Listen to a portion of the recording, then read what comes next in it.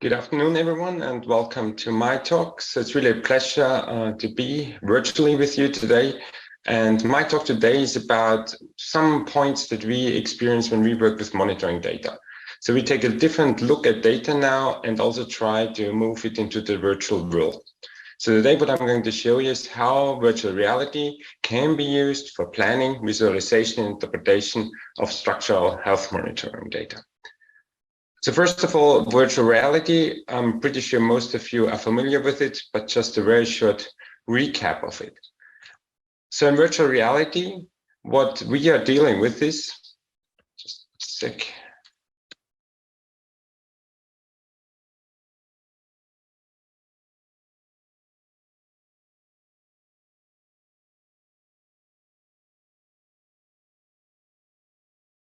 Stuck, just let me see for a second.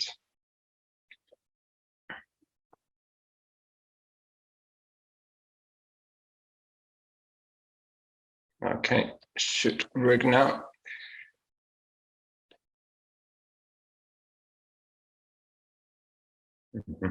Interesting.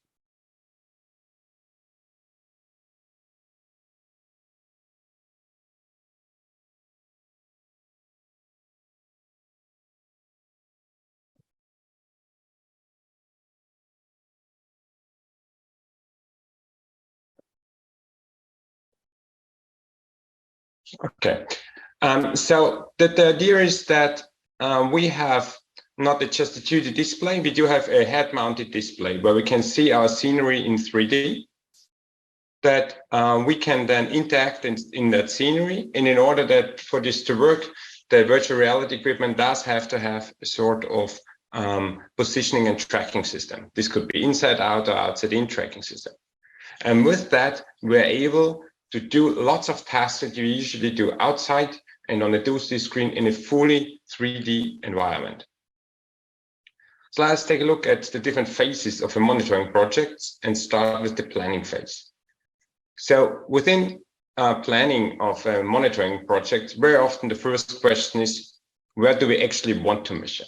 So where do we place our instruments? And if we do remote monitoring, where do we place our targets? Next step would be, what are we going to use? And from where to where, if it's remote measurements, from where to where are we going to measure? So how does our measurement configuration look like? And this immediately brings up questions on, can we actually do that on site? Or are there situations where our line of sights are being obstructed? Very often this planning is done on a 2D plan or outside on site. And you have very complex situations, structure which is still in the planning phase, and you should do that design of the monitoring system. You need to go to a different environment. So let's take a look at the underground station. So that's an underground station. In planning, what you do have to know is where to put my instruments, how to mount the instrument, how to get power, how to get the mounting, and how to make the connections. And furthermore, we have local objects like here that pipes up here, we have pedestrians walking around, moving trains. And with that high dynamic environment, we still want to have a working monitoring system. So we want to have sightings which are possible.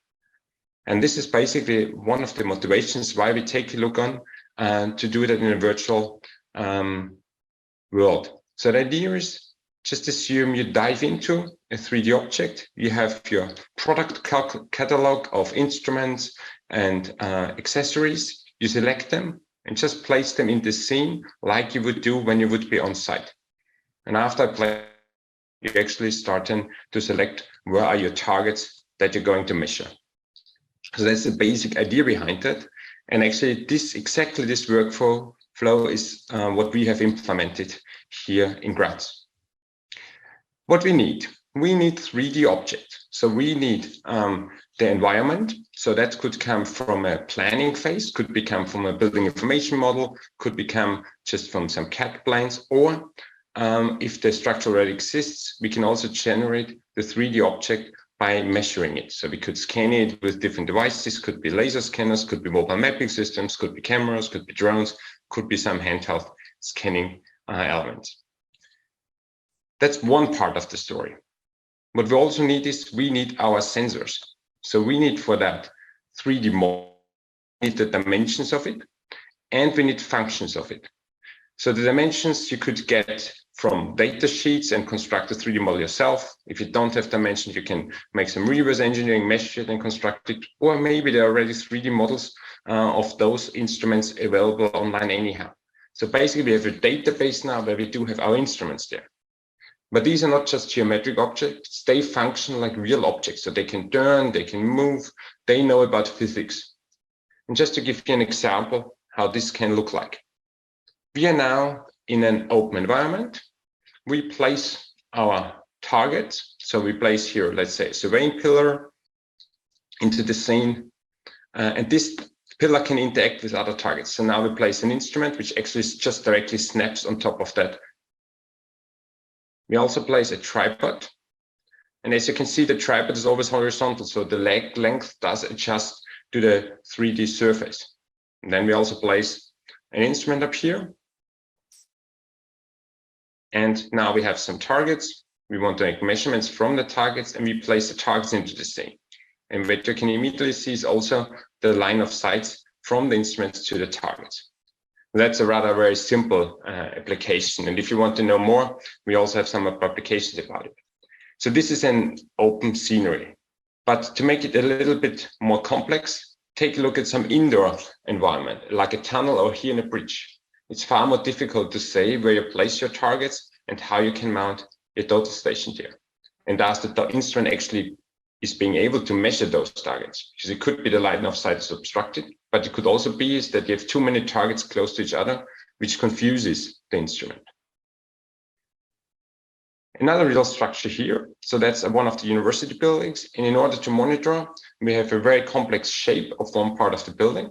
And when we then place the instruments or the targets, what we can do is we can make an automatic collision control. Like in this instance, you can see all that green sightings are possible, but there's one sighting indicated in red, meaning, okay, this doesn't work. So here we have obstructions and we either have to move the total station or have to move the target. So in real time, you get direct feedback if a sighting is possible or not. So this is line of sight obstruction. But when we take a look at the tunnel, we have the issue, the instrument can have many targets which are very close to each other. And when we take a look at the different instruments, so here are just some examples of typical total stations, we can see that all of them have the same visual view. So when you look through the instrument, you see the same part of the scenery. However, if the instrument is running in an automatic mode, it fully depends on what type of instruments you use. Some instruments see more, like the two on the left, they actually have a wider angle of view for the automatic aiming. Some have the same angle, like the visual aiming, and some have a much narrower angle. So depending what instruments you use, you may have problems or you may have not problems. And it's really difficult to know in advance what is happening, because just by looking through, you don't even know what's happening. Because as I said, when you look through, you have a different, or you could have a different angle of view than the instrument. So in this, we can map directly into the 3D environment. So we can replicate that process of automatic aiming in the VR gaming environment. So we can, let's say, send out a light spot. Actually, it's the same principle like the real instrument is doing. So we're sending out a light spot, and then we're taking a look if only one target or if several targets are being hit by that light spot. And you get that automatic feedback if it's only one target in your field of view or if it's several targets in the field of view.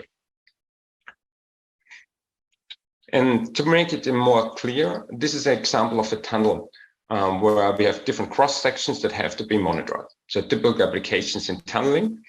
And very often this is done manually nowadays, but we have certain situations where online measurements have to be made. If you now dive into the scene, so we move now in the virtual environment, and this is exactly that location where the total station is being placed. And we have also the issue that we have a curved section of the tunnel. And then we have our different cross section that we have to monitor. And now, depending on the instrument type, it may be possible or it may not be possible that we can measure those targets automatically. So let's select first an instrument which is a rather wide field of view. So with that type of instruments, we can see that we can measure the first 3 cross sections, more or less without problems. But further down the tunnel, we can see that all those points which are just indicated in red and also here red in the table, they cannot be measured, but because the instrument is getting confused because of too many targets close to each other. We can either now shift the targets, but maybe we don't want them. Now we change the different types of instrument. So we can see we cannot measure every point, but we can still measure further sections. And with that instrument type as the smallest field of view, we're actually being able to measure all that points, although they are close to each other, fully automatically with the total station. So that's another application on how we can use the 3D environment. So that was before you make measurements, but we can also have already made measurements and we can interact in a virtual environment with those measurements. So now we're going to take a look at data visualization and data interpretation. So let's assume we have a building here. So it's kind of a smart home, and this building has sensors installed. So we have point sensors like acceleration or tilt sensor, which give us point data. Then we also have some fiber optic cables installed, and they give us continuous information along a line. So with 1D continuous measurement data. We may also have 2D images. We may have some 3D information from laser scans, GNSS, or total station measurements. So we have all different types of measurement data, and usually this is taking a look at it in 2D graphs and 2D figures, and all of them analyzed individually. But we can also now bring them all together. We need a 3D environment, which could come, for instance, from a laser scan or from the planning phase. Yeah, so how does that look like? So we, first of all, have our object, so the geometry of it. Then we also place some certain information to it, like in this case, it's about temperature detection and temperature anomalies. So we also want to know where the heating systems are being installed. We give some metadata to that radiators.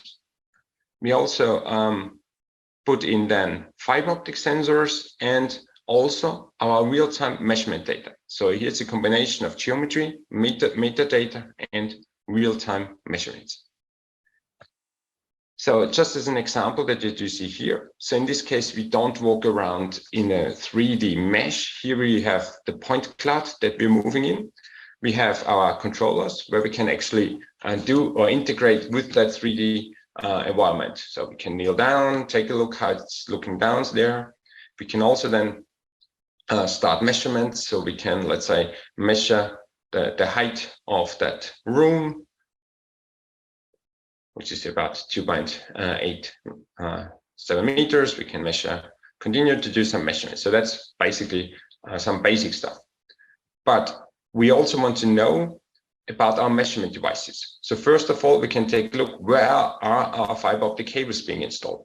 So we do see, okay, there's some cables in the ceiling, there's some cables in the floor, but also some cables running around the entire building.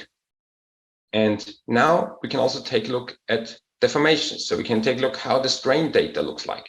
And in this case, it's really easy to identify or make some spatial relationships where I do have maybe some cracking, where I do have some temperature anomalies in my structure. Moving now from a kind of just a small structure, we go to a rather huge structure and take an example at the highway tunnel.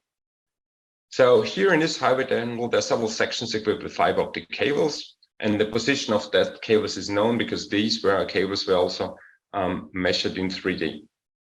We also have scanning data and panorama images of that tunnel. Now what we can do is, in this case, we made a mesh 3D model of that tunnel. We have all of this migrated in the game engine Unity. We have the VR gear where we can walk in that environment. And we have our fiber optic sensing cables. And here we can go there, I will show you that in a minute. We can go into the tunnel and make some readings of the data. So we can interact and get some extra measurement data. We can also take a look on conventional way. We can take a look on how 2D graphs look like, so timelines look like of that data. But we also have other data. We have, for instance, georeferenced 3D images. So we can jump into that image and just turn around in a 3D image, but in a 360-degree image. But here, when we take a look into that direction, we also know the distance. So because we have the 3D model behind it. So for instance, if we mark something in that image, it will also appear on the right location in that 3D model. So it's not just a point in that image with some pixels. When we click on this one, we also get the 3D coordinates, and we can place some annotation to that 3D point. Yeah, and also we could also have some deformation data from scanning. So for instance, in this tunnel, several scanning campaigns have been performed, and we can also take a look at differences between the different scans. So in this case, color-coded, you see how much the geometry did deform between the two measurement inputs. So all of this can be done and can be visualized and integrated with when we walk in that VR environment. So let us take a look. So just in case if the videos are not coming across very well due to data limitations over the network, so there's also a link there where you can actually download that video. So we take a look around. So this is our tunnel construction site. Now we can start walking in there. Just have some controllers to interact, as we will see later. And we then start walking into that tunnel. Obviously, a tunnel is a rather long structure, so in the end, we will not walk all the way. So we'll then just flying or jumping to different parts of that tunnel. So you can see here, the tunnel is at its early stage of construction. We would like to see our sensors. So we're further down the road, we have some fiber optic sensing cables. It's a bit far to walk, so we basically just jump to that location.